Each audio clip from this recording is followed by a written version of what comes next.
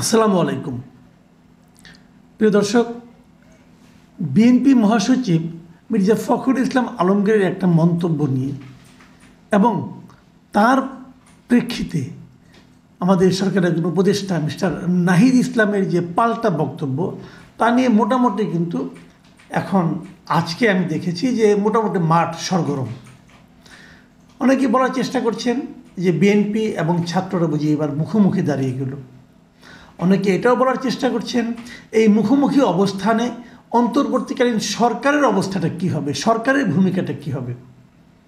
কেউ কেউ বলছেন যে নাহিদ যে বক্তব্য দিয়েছে সেটা সম্পূর্ণই রাজনৈতিক বক্তব্য এবং এই রাজনৈতিক বক্তব্যকে আবার সমর্থন করেছে আরও একজন উপদেষ্টা যে আসিফ মাহমুদ সজীব ভুঁইয়া, এবং তাদের এই রাজনৈতিক বক্তব্যের মাধ্যমে অন্তর্বর্তীকালীন সরকারের যে অরাজনৈতিক চরিত্রটা ছিল সেটা এখন হারিয়ে গেছে, সেটা ক্ষুণ্ণ হয়েছে। এই প্রেক্ষিতে সরকার প্রধান ডক্টর ইউনূস কি কোনো ভূমিকায় যাবেন? উনি কি তার এই উপদেষ্টাদেরকে সতর্ক করবেন, থামাবেন, অথবা ক্যাবিনেট থেকে বের করে দেবেন? আসলে কি হবে? নাকি এই বিরোধ দিয়ে চলতে চলতে সামনের দিকে অগ্রসর হবে? যদি বিরোধ দিয়ে সামনের দিকে চলতে চলতে অগ্রসর হয় তাহলে মির্জা ফখরুল যে কাজটা বলেছেন যে সরকার যদি পূর্ণ নিরপেক্ষতা পালন না করতে পারে তাহলে এই নির্বাচন কন্ডাক্ট পর্যন্ত তারা থাকতে পারবে না, সেক্ষেত্রে নতুন নিরপেক্ষ সরকারের প্রয়োজন হবে, এই যে কথাটা বলেছেন, তাহলে কি সেই ইঙ্গিতটাই আলটিমেটলি বাস্তবায়িত হচ্ছে? এই সমস্ত প্রশ্ন আজকে সারাদিন।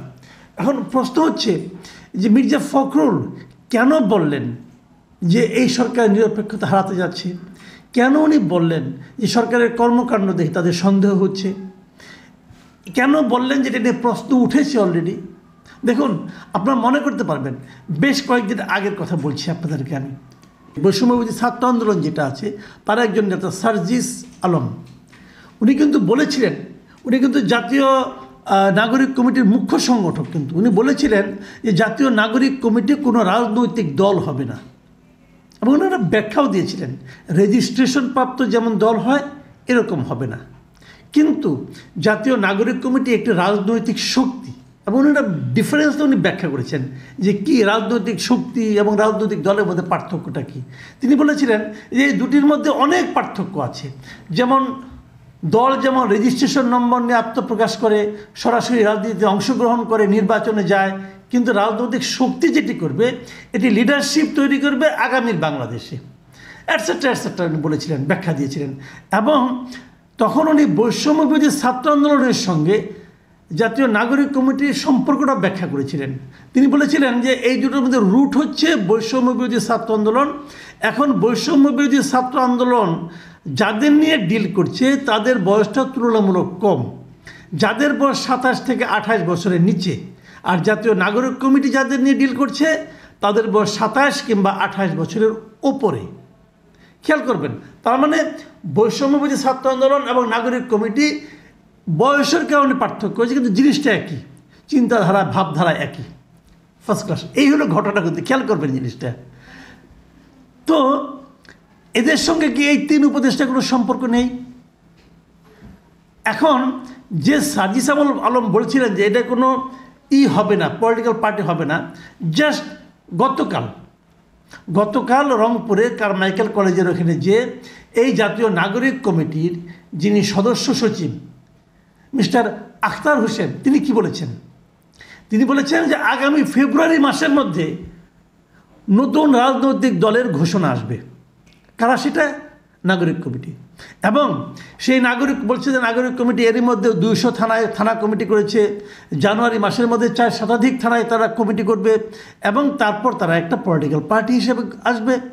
এবং তারা এটাও বলছে যে এই রাজনৈতিক দলের নাম কি হবে তারা নামটা এখনও ঠিক করে নাই, কিন্তু বিভিন্ন জনের কাছ থেকে 100-র বেশি নাম প্রস্তাব এসেছে, সেগুলো থেকে নামকরণ চূড়ান্ত হবে।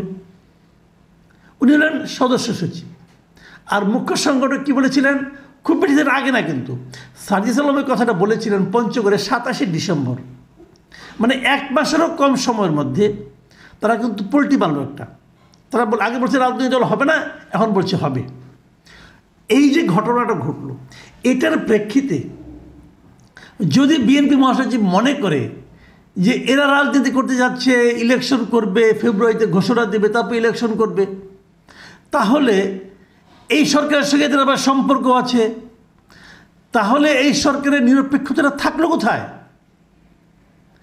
আমরা যে তত্ত্বাবধায়ক সরকারের কথা বলি, যেটা আমরা সংবিধান সংশোধনের মাধ্যমে পেয়েছিলাম 96 সালে, সেই তত্ত্বাবধায়ক সরকারের মূল কনসেপ্টটা কি?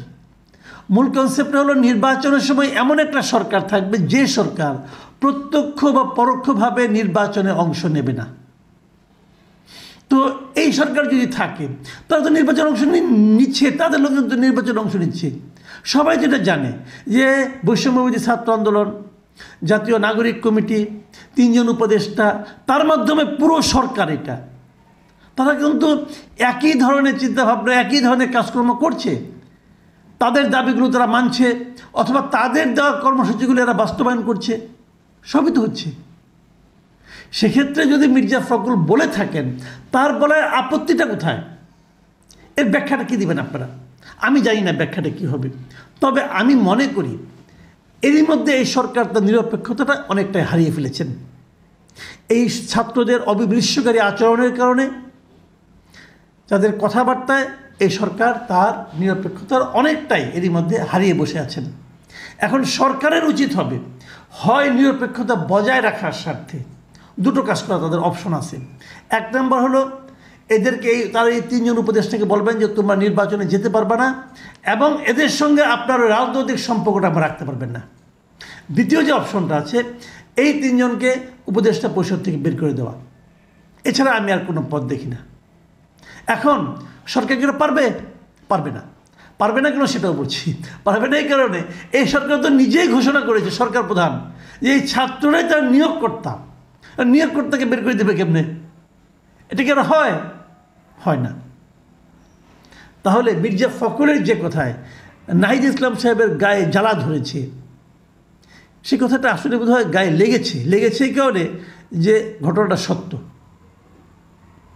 এখন সামনের দিনগুলোতে কি হয়, এই বিরোধটার কি একটা সমাধান হয়, নাকি এই বিরোধের প্রেক্ষিতে অন্যদিকে কী দাঁড়ায়, সেটা কিন্তু আমি মনে করি খুব সতর্কভাবে দেখতে হবে। আমি আরেকটা কথা বলে শেষ করি। নির্বাচন যত দেরি হবে, ডক্টর ইউনূস কিন্তু দায়িত্বে আসার পর প্রচুর বাইরে গিয়েছেন, অনেককে বলেছেন আমাদের এখানে সাহায্য দেওয়ার জন্য, অনেককে বলেছেন বিনিয়োগ করার জন্য, কিন্তু ওনার এই গত প্রায় 5.5 মাসে বিদেশি বিনিয়োগ কিন্তু একদম আসেনি। এবং আসেনি কেবল না, বরঞ্চ বিদেশি বিনিয়োগ কমেছে। এবং এটাই স্বাভাবিক, কারণ যারা এই দেশে বিনিয়োগ করতে আসবে তারা প্রথমে একটা স্ট্যাবল গভর্নমেন্ট চাবে, তারা একটা স্ট্যাবল ডেমোক্রেটিক গভর্নমেন্ট চাবে। এই গভর্নমেন্টটা স্ট্যাবল কিনা এটা এখনও প্রমাণিত নয়, এবং স্ট্যাবল হওয়ার কোনো কারণও নয়, কারণ সরকার প্রধান নিজেও বলেছেন সর্বোচ্চ উনি আগামী বছরের জুন মাস পর্যন্ত থাকবেন। তো এই 6 মাস 1 বছরের জন্য করে কেউ আসবে না। আর দ্বিতীয়টা হলো যে এই গভর্নমেন্টটাকে ডেমোক্রেটিক বলার কোনো সুযোগ নাই। ডেমোক্রেটিক বলতে হলে একটা ইলেকটেড গভর্নমেন্ট লাগবে। কাজেই আমি মনে করি দেশের অর্থনৈতিক যে স্থিতিশীলতা, সেটা আনতে হলে অতি দ্রুত নির্বাচনের দিকে যেতে হবে। এবং সেই নির্বাচনে উপদেষ্টাদের কে কে অংশ নেবেন, কে কে নির্বাচিত হতে চাইবেন, অথবা কে কে নির্বাচনে অংশ নেবেন, পলিটিক্যাল পার্টিগুলি কী মেরুকরণ হবে, সেগুলো আমরা খুব দ্রুতই বুঝতে পারবো। এবং এটাই ঘটনা ঘটছে। নির্বাচন যত কাছে এগিয়ে আসবে, তত কিন্তু এই শক্তিগুলোর মধ্যে রাজনৈতিক দ্বন্দ্ব স্পষ্ট হয়ে উঠবে। প্রিয় দর্শক, এখন এই পর্যন্তই। আল্লাহ হাফিজ।